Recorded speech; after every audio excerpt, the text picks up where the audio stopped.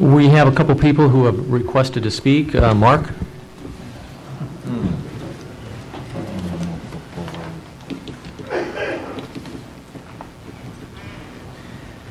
All right, as I predicted, I figured our city manager would be lobbying to bring the amount back down to $10,000. He argued that it would be harmful to the city, but as we discovered at the last city council meeting, we found out that there are many comparable cities to ours that operate just fine with a $10,000 city manager spending limit.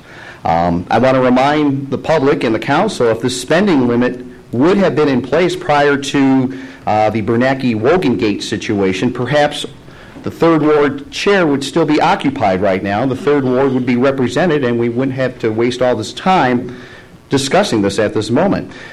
Now, I personally would not have a problem if there was let's say, an emergency provision in this ordinance. Let's say something broke at the water tower, need to be replaced. I mean, a bona fide emergency, then perhaps the $20,000 spending limit I would be okay with. But I stress for emergency purposes only. Giving an alderman a city contract, I do not view as an emergency situation by any means.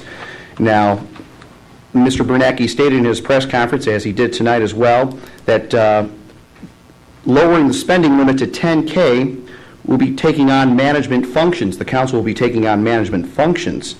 Now, the taxpayers, I remind the taxpayers, we elected this council to manage our dollars and our taxpayer dollars, so I'd like to retain the $10,000 amount that is contained within this amended ordinance. Thank you. John?